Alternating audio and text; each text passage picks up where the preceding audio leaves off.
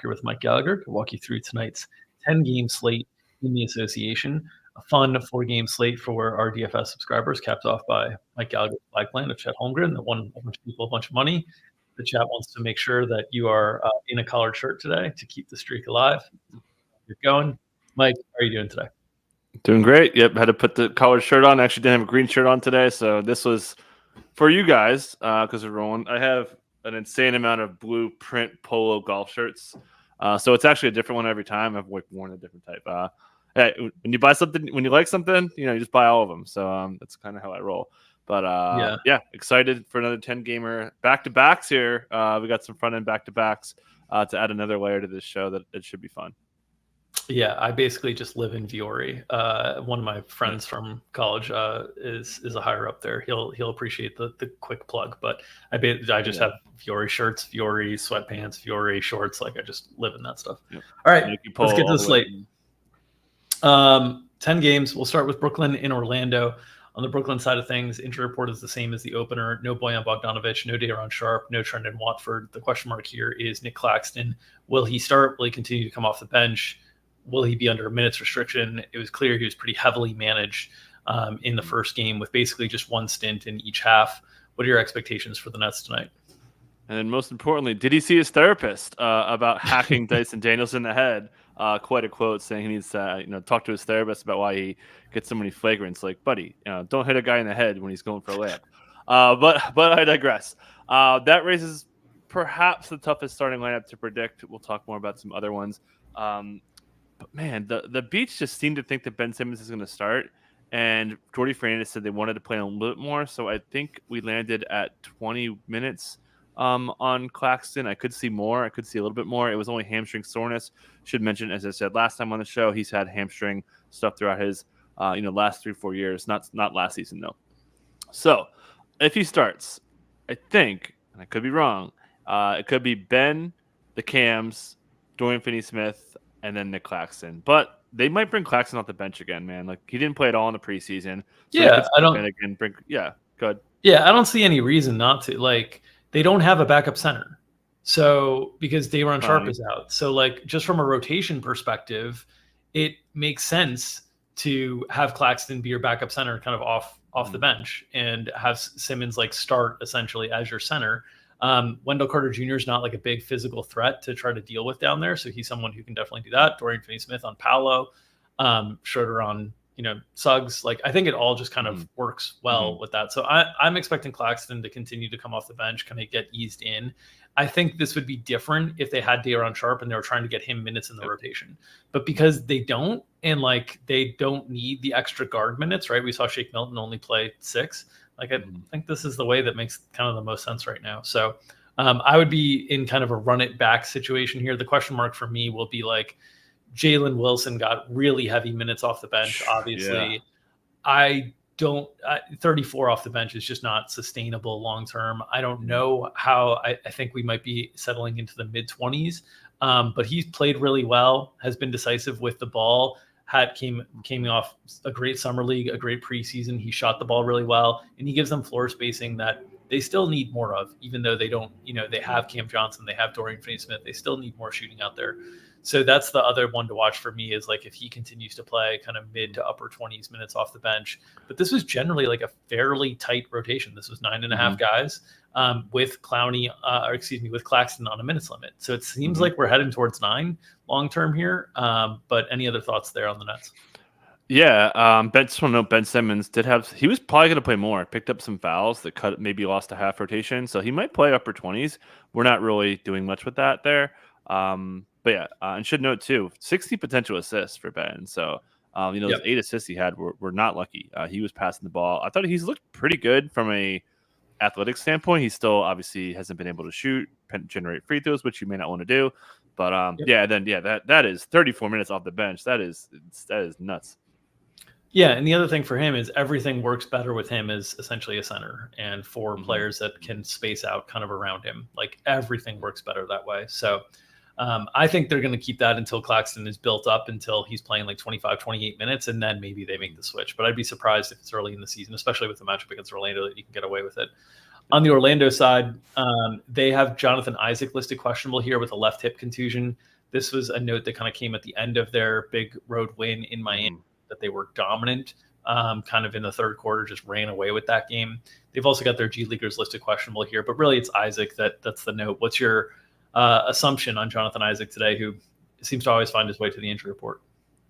Yeah, not surprising that our first back-to-back note is going to come with Jonathan Isaac here. They play tomorrow, as you mentioned, when it was a blowout. The Magic PR tweets out that Isaac's out for the game. So why play him? We know he's had a lot of injury history. I think he sits here, so that would probably open up minutes for one of two guys. You would think it's going to be Jet Howard. They obviously have enough wing size to play smaller. It's not like the Nets are really big through, 2, 3, 4. So I think that Jet Howard would be a guy who would pick up minutes. But they do have Tristan Da Silva, who is a quote-unquote pro-ready NBA player, played behind those guys when they were subbing out and going to the third rotations in the preseason. So I think it's a combination of those guys. Maybe they play a little bit smaller overall to push up Gary Harris and all that stuff. So yeah, that's kind of covers that. The other thing was Jalen Suggs picked up 3 insta fouls to really wreck his rotation overall. But I mean, this was just a beatdown. Miami 49 threes. That's more threes than they had in any game last year. Any game. So pretty crazy that their opponent, you guys who all listen to the show know we love Miami 3-point funnels. But yeah, aggressive. They had the second most catch and shoot stuff. All their catch and shoot shots were all threes. Usually see a couple like little 2-point long, mid ranges, but all threes. So yeah, very, very good game overall. Just the absolute demolition of Miami. So yeah, the rotation should be pretty much the same. And like I said, they've got depth to cover, as we've talked about for the whole summer. Like this team just like three units deep on how many NBA caliber players they have. Yeah, in that 3-point barrage, there was a lot of talk in the preseason about a lot of different teams trying to get more threes up. This was one that held in a really big way in the opening game, and it kind of makes sense when they get KCP. They've made the target to try to get more 3-point shooting. KCP, Gary Harris, they re-signed him. They didn't let him go when it seemed like, oh, you signed KCP, you extended Jalen Suggs. Why do you need Gary Harris? They want the 3-point shooting out there to surround Paolo and Franz, and Paolo and Franz are going to drive. And Paolo a plus 42 in 31 minutes, just exceptional. I can't imagine there's been much more than that. But yeah, and Michael Malone is upset. He doesn't have any shooting. Yep. Yeah, but the Magic are going to be very, very interesting because this was the path. We know the defense is really good. We questioned whether the offense could be good enough. The path is bomb a bunch of threes, deeper threes as well, open up the middle for Paolo and Franz to be able to move around and not get so scrunched with spacing in the playoffs. And then you can have an average to maybe above average offense if you shoot this many threes. And this was really, really intriguing for me, and #our Magic. And one more note too, Wendell Carter Jr. was trending for huge minutes. He was trending for mid 30s before blowout. Back to back, they usually are a little more careful there. So after being injured early in the preseason, he's 100% played freaking great. I mean, just excellent rim protection. Just the absolute. I hate to see. I don't usually like to use the word perfect, but it was pretty close to a perfect outcome for how they controlled the tempo and how they got the shots they wanted. All right, let's go to Philadelphia and Toronto. On the Philadelphia side, still no Paul George, still no Joel Embiid. Caleb Martin is listed on the injury report as probable with a right calf contusion. We saw Caleb Martin come off the bench, but play massive minutes off the bench. KJ Martin was kind of the DFS rug pull that night as a cheap player that got into the starting lineup. Minutes get jacked up. He ends up playing reserve minutes. What are your thoughts on what we expect to see from Philadelphia tonight? Yeah, Nick Nurse called him one of their 5 best players. And, we talked about this with the best contracts of the offseason. I thought Caleb was a steal. I think he's a really good player. So we think that they're going to start this way. KJ got roasted. Nick Nurse kind of chalked it up to him guarding Giannis. Scotty Barnes isn't Giannis, but Scotty Barnes isn't far off from how Giannis plays. So we think, I think I put the number 85% chance that Caleb starts in KJ Martin's as in a Martin swap. So yeah, and the rest is going to be the same. Oubre was trending for pretty big minutes here as well. We saw big trends early, so that 30 could be light. We could see one of those Nick Nurse ultra tight, oh my God, we got smacked, let's not mess around here kind of games there. And then the other note that I thought was interesting that I talked a lot about, mostly behind the scenes, is is Yabu playing the 5 because he has to, or is he going to play some more 4? And we saw a little bit of that. We did see some overlap.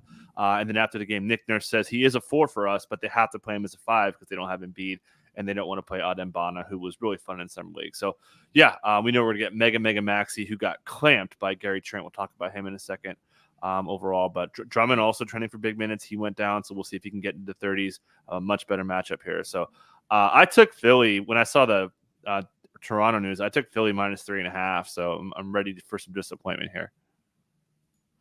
All right, on the Toronto side, RJ Barrett doubtful, Bruce Brown out, Kelly Olynyk out, Emmanuel Quickly doubtful, Jacoby Walter out. So we're already kind of back to like Toronto end of season last year, where they're really thin. They are not a deep team on the whole.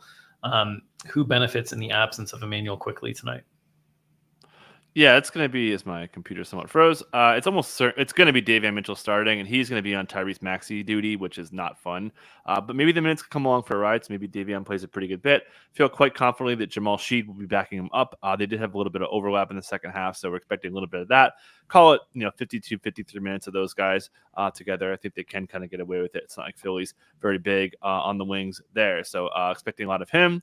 And then, they are really, really short. We saw actually a really good game out of Chris Boucher, subbing in as a 4.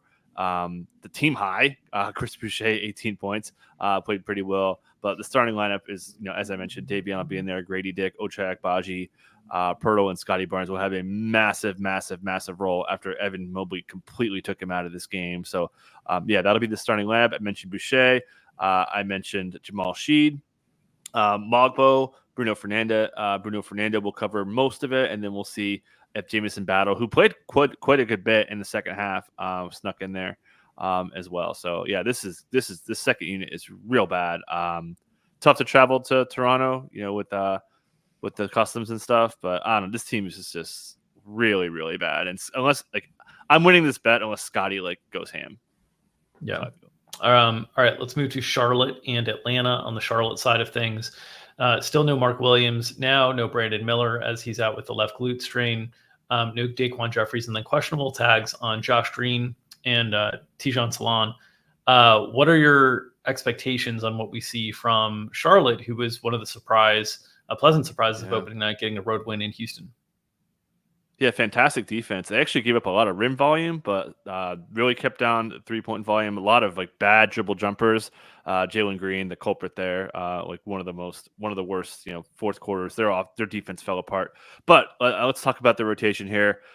Seth, I called BS on this. When we did the space that we're managing him for the Olympics, and he gets a Q tag for Achilles. He's going to be probably light. If he was healthy, he'd probably be starting. But I don't know, man. It feels like they're going to keep his minutes capped. So even if he's available, I still think they're going to start Seth Curry. So that would be a starting lineup of LaMelo, Seth Curry, Miles Bridges, Cody Martin, who we'll talk about a little bit more in a second. And then Nick Richards should start to cover the 5. And then one of the big heroes of Wednesday from a fantasy perspective was Trey Mann. Jeez, guy goes for 29 minutes, scores 24 points, hit big shots late in this game too. So highly doubt that he plays 29. I would we said, I think 25.5 minutes for him because you do have Josh Green and he just ran insanely hot. So you have all that working kind of against them. And they also are going to need a little bit of Cody Martin. We know I've talked about this all the time, man. Cody Martin has been one of the big Trey Young stoppers. So I thought Cody looked pretty good. I had some concerns about his minutes going into this one, given how much time he had off, but I thought he looked pretty good. So we could see Cody maybe getting up to the upper 20s in the spot. And then Grant Williams did indeed take away minutes from Nick Richards. That was a pretty good substitution pad that Charles Lee said he really liked. So should be pretty much splitting that, but didn't get Saloon, who's also questionable today. Maybe that's why he didn't play the last game. But we could see Micic get cut down if Josh Green does get back in the mix. But yeah, again, really, really good game.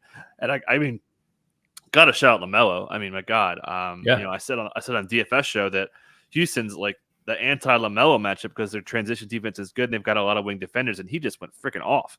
So LaMelo looks freaking great. I don't care about Dyson Daniels. Could get a pretty big LaMelo game. Yeah, I wouldn't be surprised to see Trey Mann start if Josh Green is out as well. I know they like him as a sixth man, though. I know they like him as a sixth man. I just think Seth is. I don't know if Seth is starter's minutes at this stage in his career, and pretty small. We'll put a little bit more of a target on Charlotte defensively with Seth out there. Not that Trey is a particularly great defender either, but I think it would be between those two guys if Josh Green's out. And then if Trey Mann starts, I think that's a sign that Micic would be probably still in the rotation, that type of thing. All right, Atlanta side. Interesting here, as they're without Kobe Buffkin, without Seth Lundy, Cody Zeller, Dominic Barlow, as they were in Game 1, and now also without Bogdan Bogdanovic, right hamstring tendinopathy. So without Bogdan, this is a team that doesn't have a ton of depth. And so how do you expect them to overcome the loss of their top bench scorer normally? Yeah, this is pretty nasty. This is not a back-to-back thing. We saw them manage him. He's had hamstring injuries in the past, so a little concerning on the timing on this. They go to OKC on Sunday, so we'll see. But yeah, for now, expecting a similar starting lineup, or I should say the same starting lineup. Actually, I'll say similar because we'll talk about center in a second. Trey for sure, Dyson for sure, Johnson for sure, Hunter pretty sure, and then we should see Capella. Obviously, one of the big stories, really the two big waiver wire darlings. I talked about Trey Mann, but two guys we talked about all throughout the offseason were Dyson Daniels and Onyeka Okongwu, both go absolutely berserk. After the game, Quinn Snyder said they had to basically take a sub out for Okongwu to get him a rest and then put him back in because they knew already they were going to close with him. Just outrageously good game, 28 points. Yes, the matchup is really good against the Nets, but yeah, they're pretty thin. So we're going to get maybe more Ricochet. We're going to see a lot of V. Krejci brought the ball up a pretty good bit in the non-Trey minutes, so I think V is kind of a low-key beneficiary. You're not going there on a big slate, but if you're in like a super deep league, want to stream, you can pick him up. And then we'll see if Larry Nance, who didn't play, we talked about this, how he was used basically exclusively as a center. So maybe they're a little bit more open to it, playing a V is more of a 3 than a 4, which they've usually done. So, but yeah, could see some elevated minutes here. As I mentioned, not a back-to-back. Should just shout out Jalen Johnson, who led the NBA in touches despite this kind of ugly game. His role was really, really good, very involved in the offense in a matchup that I think he's gonna like. We know we like to play guys who could attack the rim. So, could be tight. This is a really good. After Charlotte playing well defensively, we'll see how they do against what should be a pretty potent offense in the Hawks. It's led by Trae Young, who just dominated the ball, 21 potential assists. We know Trae's going to have a massive, massive, massive role. Yeah. And Okongwu, I would say 28 is probably on the higher end of the minutes range. Like, yep. I still, even if starting, I just don't think it's going to be, you're going to get Okongwu into the like 30s and Capella in the teens. I think when Capella goes away via trade or something like that, then you might get that stuff. But I think as long as Capella's around, he's probably going to be around 20 to 25 minutes. Like, it's just we went on most nights. Yeah, we went 24-24 straight split. Yeah. And I think it might tilt towards Okongwu, but just generally, like, I think this was more predicated on he was just playing so incredibly well in this game. Oh yeah. Okay. Detroit and Cleveland. On the Detroit side, they're still without Bobby Klintman and Asar Thompson. Any other notes on Detroit as they played pretty well in their opener as well? Yeah, I think they had this game, but Indy just smoked them in the fourth, 33-19 fourth. I think it was +9 in the clutch minutes to give Indy. I think their net rating is outrageous. Not much to say here. Jaden Ivey, unfortunately, picked up foul trouble, so we could not, in fact, push him to 33 minutes in the projections today. He played great in that second quarter stint, so I think Ivey's in a pretty good spot. Overall, I don't really like the matchup here. So we know what we're going to get. Should mention Simone Fontecchio had 3 quick fouls that really kind of cut him out. I feel pretty strongly this is going to be the rotation. You see those Marcus Sasser 3 minutes. That was a product of Ivy foul trouble to kind of pick up some stagger minutes there. So yeah, pretty much no surprises from us here. We'll get the Cunningham, Ivy, Tim Hardaway Jr., Tobias, Jalen Duren, who played great. One quick note here. Rim defense was really good. They played their bigs back a little bit and kind of covered up the paint really well.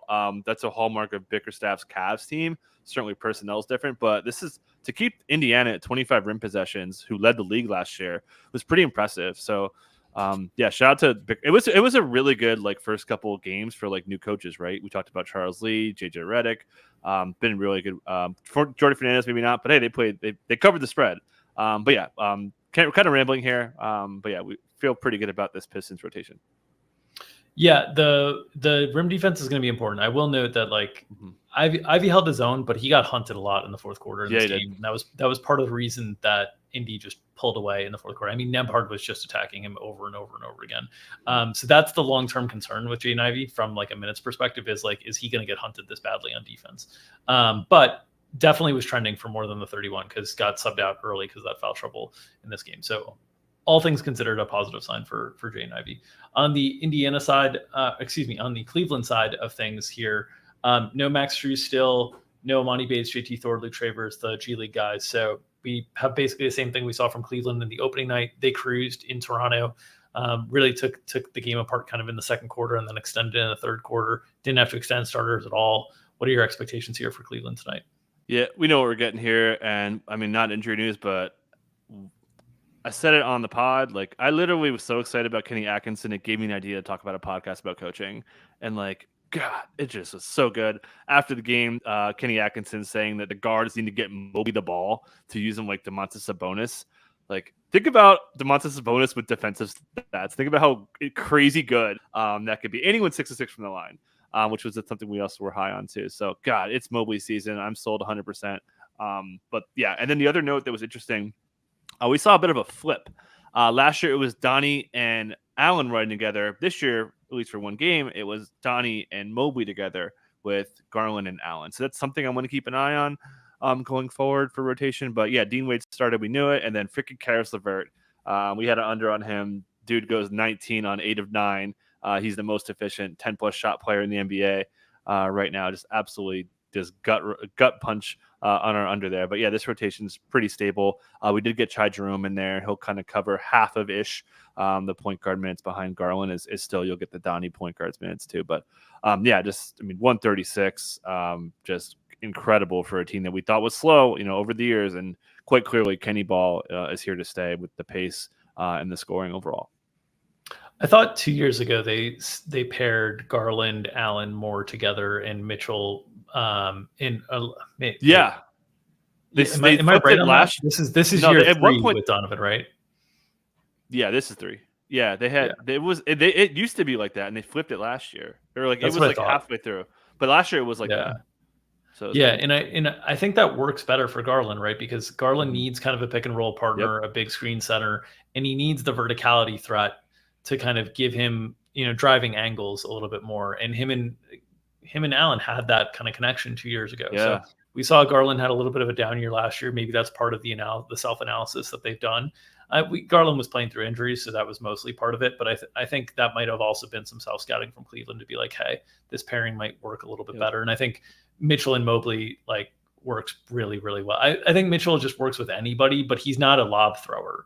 So Mobley isn't as much of the lob guy. He's got more things in his bag offensively. Allen's a little bit lob dependent. So I think it makes sense to pair those two.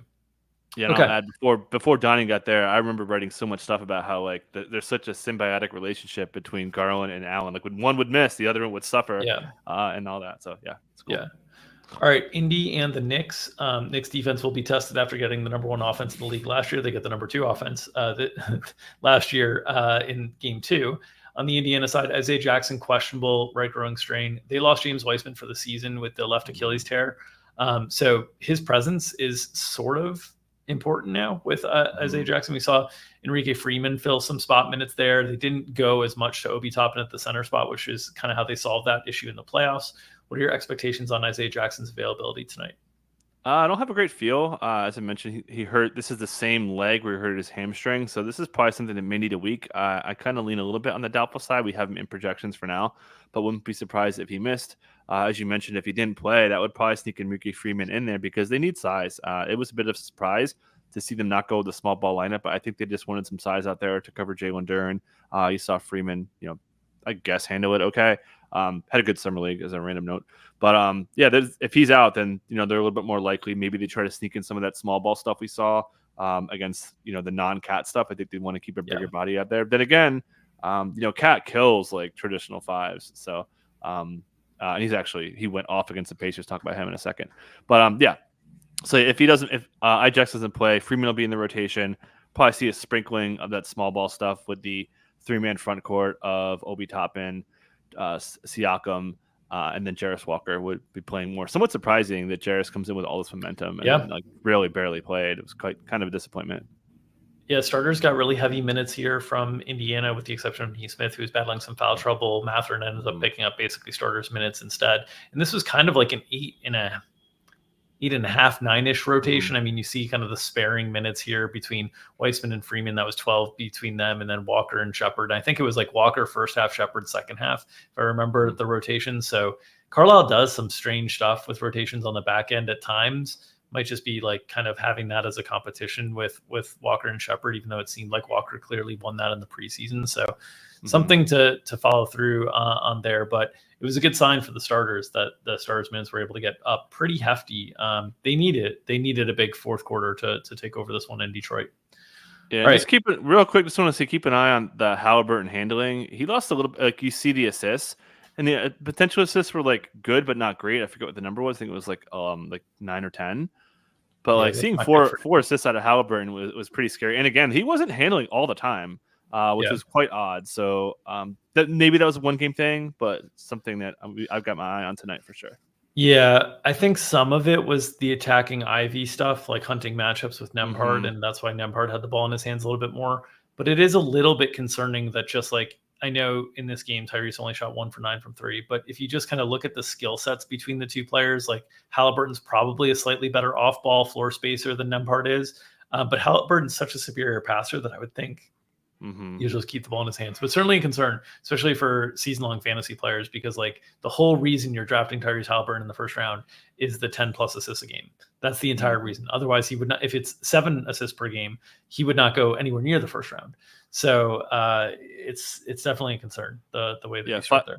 5.1 minutes touch time, 12 potential assists. That's not what we signed up for. So we'll see what happens today. Knicks side, no Precious Achiuwa, no Mitchell Robinson, no Kevin McCullough Jr. They just got waxed by a hot shooting night from Boston. They looked a little bit off in the rotations, but it was mostly just great offense from Boston. So what are your expectations for the Knicks here in game 2? Yeah, should be pretty much the same. Worth noting that Mikal was trending for like almost 39 minutes in their first half. And we talked about this a lot on the Tuesday show. Man, they're thin. So could get a lot of minutes out of really all the starters here, especially coming off a loss. They are well rested. They are not on a back-to-back. They play. When do they play again? They play again. I think they actually may be off for 2 days again. Yeah, they're off again for another 2 days. They don't play again until Monday. So we could see a lot of minutes. A team that they want to beat here, man. Coming off that loss, homecoming, team that knocked them out of the playoffs, like all the motivation is there. Yeah. So could see big minutes here. We know Jalen Brunson loves this matchup, dominated it early. I think he had 32 points in the first 5 games in the postseason there. So yeah, expecting that. Cat, as I mentioned, crushed Indiana the last time we played him, scored 40 points there. So these Knicks are lining up for potentially huge games with huge minutes. A game I don't want to be, taking too many unders on. We know we like unders, so could see a lot of top-heavy minutes in a game that should yield a lot of points. Should shout out Deuce, though. Just incredible game here, 22 points. Expecting that role to be not that efficient, but I mentioned, second in half-court possessions in the preseason per game, so kind of buying that.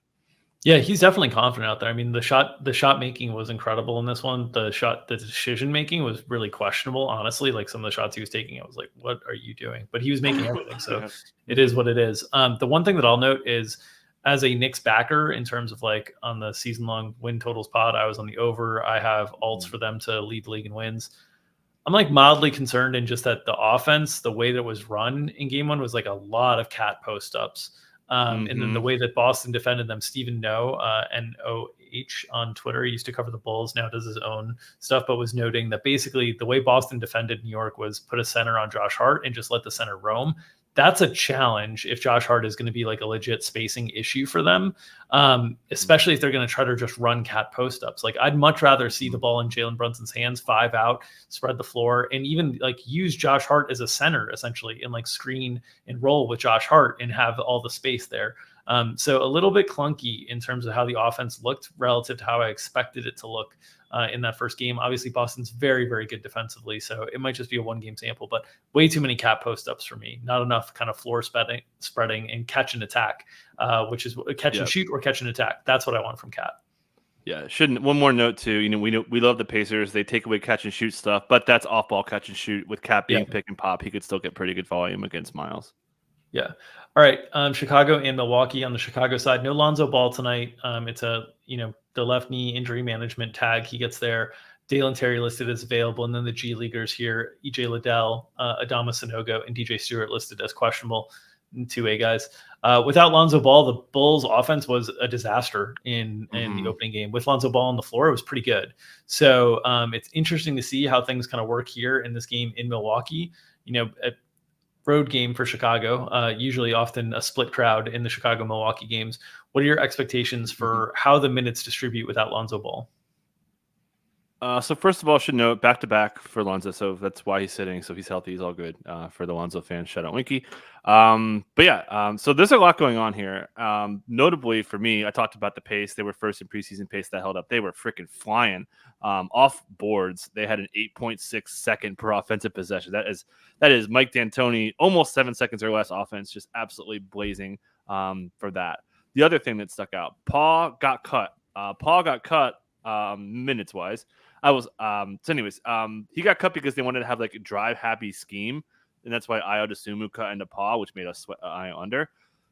You don't want to do that. You need some size in this matchup. So if they want to play that scheme, A, they might not, and B, like, does Josh Giddey come out? Josh Giddey, I didn't think played pretty well. His defense was pretty bad again. I don't think he has the burst. Maybe the ankle's still hobbling him. I hate this matchup, right? We saw what the Bucks defense did. I'll talk about them in a second, a little bit more, but. That's something to watch. We know the Vooch pick and pop stuff against the drop thing is a go-to. So keep an eye on that. But Kobe, drove pretty well. Levine was hot early, kind of fell off as the Pelicans really put pressure on him in this game. But yeah, rotation should be pretty much the same. Taking out Lonzo, probably put in Taylor Horton Tucker. Maybe we see things tighten up a little bit. Should mention Levine played 37. Talked about this on the last show. He's been cleared since June, man. So it was not surprising to see him go out there and play that much. Yeah, and unfortunately, Montes Pizelis basically just garbage time. And THT being ahead of him, like we were worried about Torrey Craig. Yeah, he played ahead of Torrey Craig. That wasn't the issue. But THT being ahead of him is a real issue, especially on a team with this many guards. It's like wild that he's unable to get minutes. Strange decision from Billy Donovan there. We'll see if it changes tonight without Lonzo, but I'm not particularly optimistic based on what we saw. Milwaukee side of things. And we'll note that you mentioned that maybe we see Torrey Craig over Montes because the matchup was Zion, but then Zion was ruled out. Similar situation here, right, with Giannis, where I wouldn't be surprised to see Torrey Craig elevated over Taylor Horton Tucker here, just because you need some other big body to kind of throw it at Giannis here. So wouldn't be surprised to see something like that as well. Doesn't matter much, but just spreading out kind of these reserve minutes. On the Milwaukee side, Gary Trent Jr. listed questionable with a right calf contusion. Chris Middleton is out still, and then Brook Lopez and Giannis Antetokounmpo get those probable tags. We noted last injury show that last year Giannis played through these probable tags a lot more frequently, and certainly did in Game 1 as well. What are your notes on Trent, Brook, and Giannis tonight? Yeah, don't have much on Trent. It is not a back-to-back, so we should treat those probables like they're going to play as well. I mentioned it, man. Like Trent was freaking great. He had, really put a lot of pressure on Tyrese Maxey. Didn't shoot the ball really that much, but he was a big impact to why they kind of like carried away and had such good defense here. So if he didn't play, I mean, you would think it'd be Pat Connaughton, but maybe they go to DeJuan. I wouldn't be surprised. I still would expect Pat Connaughton to start, given the way that Doc tends to trust him, and that's generally his position there. So.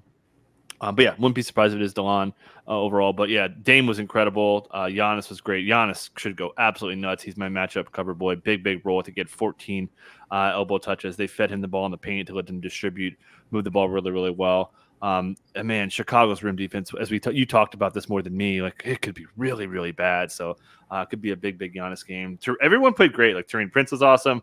Brook was freaking unbelievably good in the paint. 6 blocks. The guards couldn't shoot over him. They had horrendous rim efficiency. So yeah, the Bucks, man, we said it on the pod when we did the season preview, like we might sound pretty stupid. And after one game, I feel really bad about putting him, I think 5th or whatever. Yeah. All right. Memphis and Houston. On the Memphis side, Jaren Jackson Jr. listed doubtful here. Gigi Jackson out. Luke Kennard out. Cam Spencer out. Vince Williams Jr. out.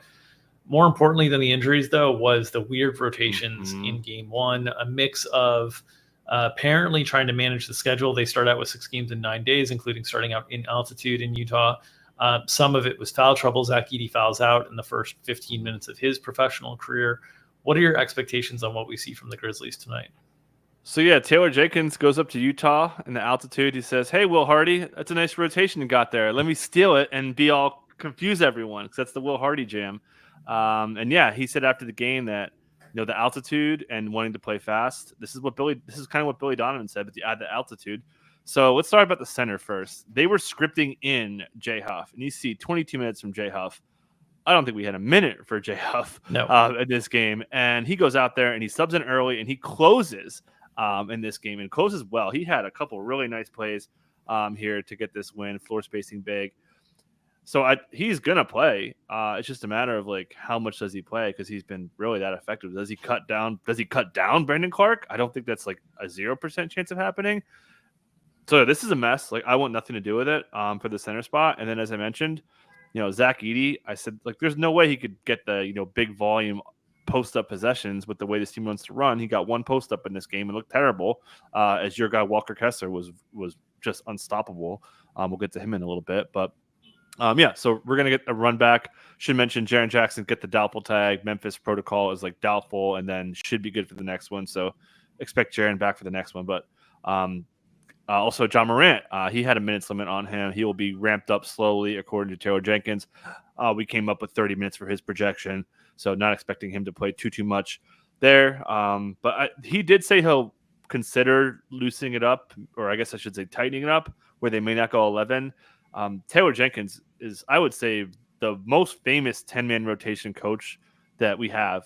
When we're doing rotations, we're literally skewing our rotation takes to make it 10, because he's almost always 10. He said after the game that I can't remember going 11 scripted. We'll see. I think it's probably trimming. We saw Jalen Wells play a ton. Did get aided a little bit by the Desmond Bane foul trouble, but he played a ton. So this is going to be tough. We're kind of putting a little bit of a mixed bag. I think it could be back to normal. They're not in altitude anymore, but perhaps one of the toughest teams to project today. Yeah. Very, very challenging to figure out what they intend to do. Houston side of things, Steven Adams is out there with the left calf strain. Dylan Brooks probable right interior knee pain, and Cam Whitmore probable left knee pain. Interesting to see some pain management listings on the injury report here, but what are your expectations for Houston tonight? Yeah, keep an eye on that stuff. They are back-to-back, so that explains the tags. So keep an eye on that for tomorrow for sure. We're not going to do an injury show. But yeah, for you guys who live this stuff, whenever you see a probable tag and you want to maybe get some edge, get some closing line value, be ready for news the next day there, because I expect one to get downgraded out there, just as teach a man to fish kind of stuff. Anyways, not too much to say.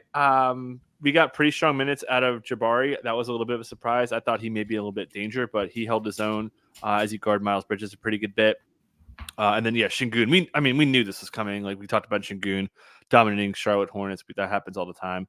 Jalen Green, really bad in the fourth quarter. I mentioned 14 dribble jumpers is just an outrageous number for him. But, the rotation should be the same. We'll see how much Cam Whitmore gets cut down overall. But, it should be basically a run-it-back situation. We'll see. We know, Dylan Brooks, he is a vengeful, hateful man. He gets his revenge game today. We'll see how he does there. And actually, one other quick note. After the game, Ime Udoka had mentioned that Jabari has to go hunt his shot and get the ball more. So that was a little bit weird for him to kind of say that about him. So we'll see if maybe you get a little squeaky wheel narrative from the coach to get Jabari going. All right, let's go to Golden State and Utah. On the Golden State side, a lot of available tags available for Steph Curry, Draymond Green, Brandon Podziemski, probable tag for DeAnthony Melton, and then the G Leaguers are listed out here. What are your notes on the Warriors, who cruised to a victory in Portland to open the season and were able to keep minutes kind of down across everybody on their 12-man rotation? Yeah, they got some Q tags earlier that just got upgraded. Some probable tags still outstanding. So this was a little bit surprising to see all those Qs. They are not on a back-to-back, so I was scratching my head there. But, this was for the rotation freaks. This was – I said it for over a week, man. This is going to be a headache, and we got a bigger one than I thought. We got a 12-man rotation at the start of the start of the second quarter, as Moses Moody subbed in. And after the game, Steve Kerr is like, "Hey, we're gonna do it. We're gonna roll 12-man rotation. It's gonna be great." But yeah, that was my Steve Kerr. He didn't sound like that. But his like excitement for running a 12-man rotation is not exciting. So it's gonna be really annoying. They're gonna run 12. I haven't got that far from minutes yet, but it's gonna be 12. Kerr's not lying. I believe him. So I think that they're gonna start. I think if they want to run 12, like they have to go big, right? Like if you're running a small lineup, you're kind of trimming out your bigs a little bit. So I think they kind of have to start big to kind of make their rotations a little more even, if that makes sense. Because if you start like, I don't know if that makes sense. Because like you want to have Jackson Davis and Looney spread out more. Because if you run small, it's harder to do that. Okay. So yeah, expecting the same starting lineup and expecting pure pain on like just I can't believe I planned Kuminga. I'm so stupid on Wednesday. Just a lot of siren songs over the course of training camp that was warning on all this stuff. I mean, this is a veteran-laden team. They have too many guys. They want to preserve guys' health. Draymond Green says he doesn't want to really play the 5 as much, like not directly, not Anthony Davis style, but indirectly saying Kuminga's a 3. I think Kyle Anderson can play the 5. I really like playing next to Kevon Looney and Trace Jackson, like all the different signs. So this is what all of those signs were pointing in that direction. And this is what we got. And for DFS purposes, until you get some injuries to thin it out, it's pretty much a full stay away. And the prices are going to have to come way down to consider any guys from a props betting experience. It's going to be challenging. So yeah, I think until you see injuries hit, which they eventually will, this is the plan to keep minutes managed on their main guys, and this is the best way to do it. Now, when they get into the tougher part of their schedule, we'll see if they need to condense minutes in tougher games. They start at Portland, they're at Utah tonight. Against these teams that they can kind of win with waves, it's going to work. But against, the top echelon teams, I don't know if you're going to want to play that much Kevon Looney. I don't know if you're going to want to play that much Moses Moody, so on and so forth. So we'll see here. We'll note that Pods was in blowout time. So Pods is like pretty far away from a meaningful role at this point. All right. Let's move to Utah side of things, where Isaiah Collier remains out, as does Johnny Juzang. Otherwise, we saw pretty much what we expected from Utah in the opener. Walker Kessler was incredible, my guy, this year. Taylor Hendricks played really, really well also, and they did get production from Patty Mills. They love the 10-man rotation. They just love 10. So, what are your notes here on the Jazz? Yeah, poor game from Keontae George. Scottie Pippen Jr. was pressuring him as he picked up the ball, full court pressure. I think it was 19 pressures, which is the NBA high, but an outrageously high number there. As that was schemed up, props, because they threw him off his game. My guy Keontae George was 0 of 9 in the first half. That cost him closing. He played so poorly that he got subbed out with 3 minutes left. And after not going double shooting guard with Clarkson and Sexton, they did. So that was a surprise. No, actually, it was probably a surprise that they didn't do it at all, despite how we saw none of it in the preseason. So we'll see. Expect Keontae George to play a little bit better here. We'll see if the Warriors don't really do that kind of stuff, I don't think. So I think Wiggins will guard him, which isn't great with all that size. We saw Wiggins guard Anthony Simon, so I expect Wiggins to be the lead defense guy. Lauri Markkanen was really good as well. Him and Kessler carried. And then the other note was in the preseason, we saw a little bit of a flip. We saw it was Lauri with Cody being subbed behind him. And then Hendricks had Bryce Sensabaugh behind him. They flipped that a little bit as Taylor Hendricks guarded John Morant, and they ran Cody behind him to cover the 48 minutes for their kind of quote-unquote on-ball role. Does Hendricks guard Steph? I kind of think he does. I thought he did a pretty good job on Ja, and then Cody should do that same job as well. So expect those guys to line up together. As you mentioned, pretty straight 10 for these guys. So we'll see if they run a little bit of overlap. And tough matchup for Walker here with a lot of three-point shooting. Expecting him to cool off a little bit, but certainly due for a pretty big season. Yeah, it makes all the sense in the world that Taylor and Cody are basically like one player, essentially, for them. They do all the same things. So it makes all the sense in the world. And they just have too many guards with Sexton, George, Clarkson, and then having Mills in the rotation as well, or Collier when he's healthy, that like you can't get the extra wing minutes without taking from the guards. And they don't want to take from these guards because they either have to look at trading them like Clarkson and keep showcasing him, or want to develop like Keontae and let him play through mistakes. So like it just seems likely that Hendricks and Cody are essentially one player for a while. All right, let's go to New Orleans and Portland. On the New Orleans side, no Trey Murphy and unfortunately no DeJounte Murray, left hand fracture, going to be out a number of weeks here. They do get Zion back. He's not listed on the injury report. They have questionable tags on all their G Leaguers. What are your expectations for a New Orleans team that is pretty thin at this point of the season with no Trey Murphy, no DeJounte Murray? Yeah, Zion got cleared early yesterday, so he should be good. Always a little bit of concerning after effects from coming off of illness, so we'll see. Expecting him to for sure start. And they probably are starting Daniel Tice. I say probably because Yves Missi was freaking great. Goes 12-7, has 3 blocks. After the game, Willie Green said, hey, don't let them shoot any more layups. He had a couple sweet blocks there. He played really well. Again, still expecting Tice to start out of the gate here. That would be a really quick starting lineup change. One game for a guy who's not a high lottery pick would be quite bold. So still expecting Tice to start, Missi to cover most of the center minutes. We'll see if we see JRE sneak in there for some minutes. They like him as a 4-5 combo floor spacer. He fits with Zion as well. So expecting the starting lineup to be CJ McCollum back at the point, Herb, Brandon Ingram, Zion, Tice, and then their bench. I mentioned Missi. He will be a key part of the bench rotation. And then the other key part was, Jordan Hawkins was very, very active out there. He was trending for huge minutes in this game. Expect him to play quite a bit. I think we got 25 minutes for him with no DeJounte to fill out some minutes here. So could be a big part. We'll see if Javonte Green gets cut down, more of a front court guy. So they're pretty thin. Expect Jose Alvarado to pick up some minutes. He'll probably get all the non-Herbs and then some other stuff as well. They're covered now, but one more, and they're in real trouble.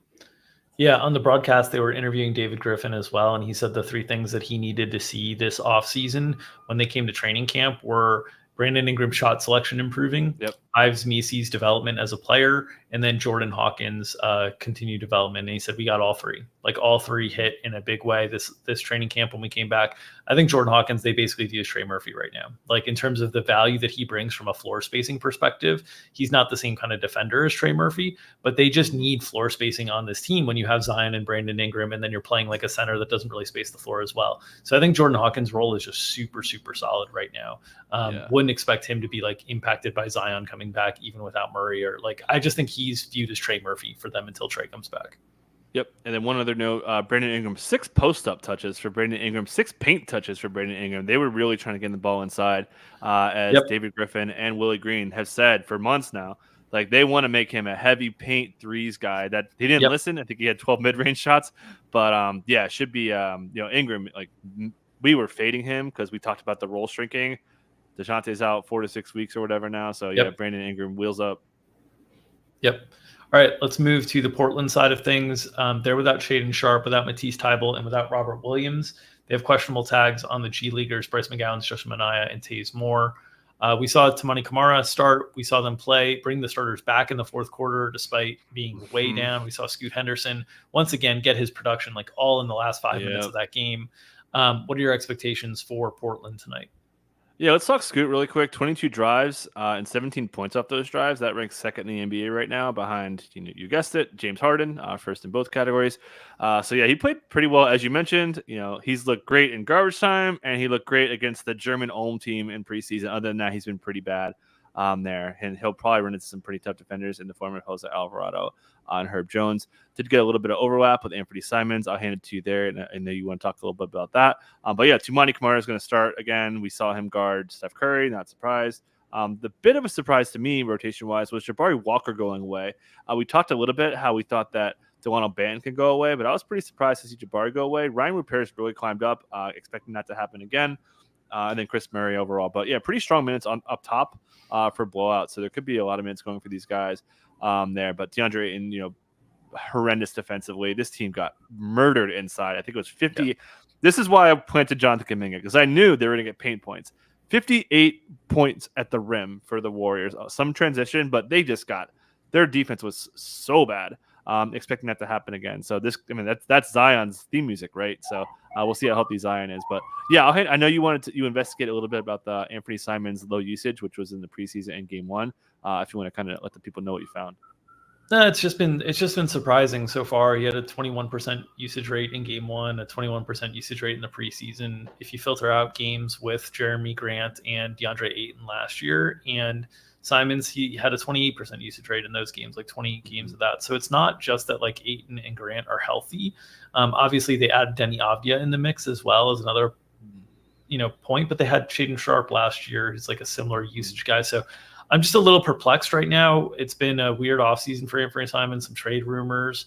And so right now I'm just like in a kind of wait and see mode because it's just this was not the usual Anthony Simons in terms of point of attack that we usually see. And, he wasn't out there facing like DeAnthony Melton or like an elite point of attack defender that's going to like limit you. You would think like he would have had his fair share of shots in this one and just didn't go that way. There's Wiggins on him. He'll probably get hurt today too, so not fun. Yeah. All right, let's look to Phoenix and the Lakers to close things out here. On the Phoenix side, Grayson Allen probable, Bradley Beal probable, Josh Okogie listed out. What are your notes on the Suns? Yeah, not much. They are in a back-to-back. To note that they get their home opener tomorrow against the Dallas Mavericks. That should be a fun game. I cannot go. I'm a little bit busy with a big slate tomorrow.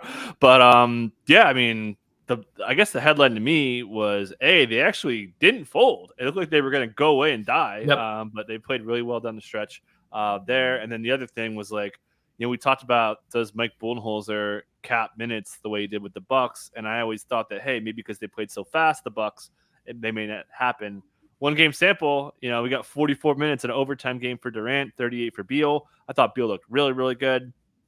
Keep an eye on him for a rest maybe tomorrow.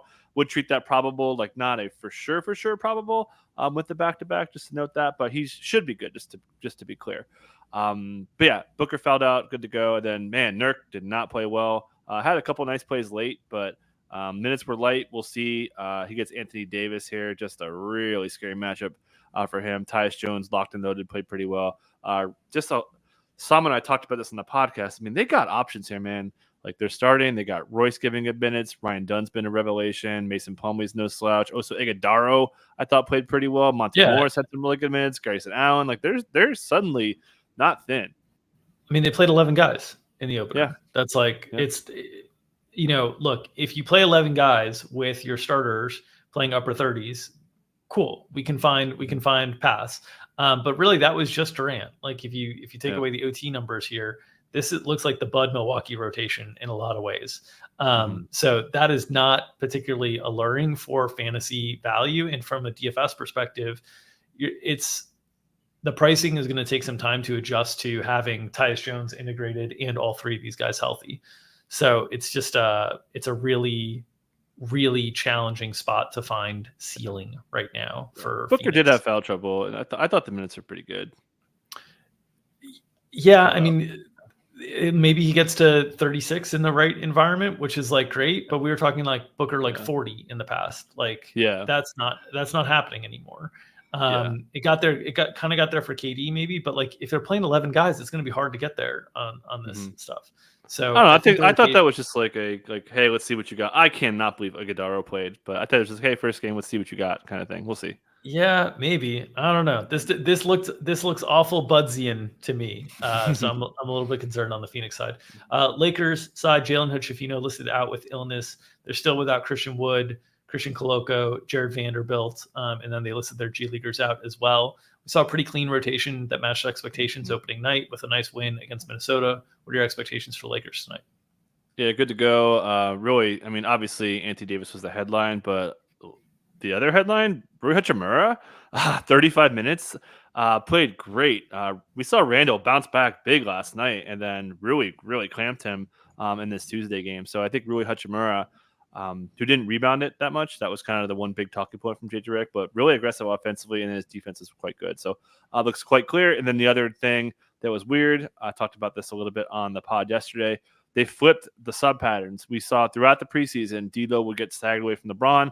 Didn't happen in this Tuesday game. They flipped it where Reeves is running the non-LeBron stuff. Should mention LeBron's drive rate was way down. The usage rate was down a little bit. Did get it going in the fourth, but it's just so clear. And the messaging and just, watch the game. Like, this is Anthony Davis's team. Dark horse for MVP if he could stay on the court enough. He looks, and the Lakers can win enough games. But I thought AD, man, he looks so good. Yeah, really, really strong start to Anthony Davis this season. Expect that to likely continue tonight against Nurkic. All right.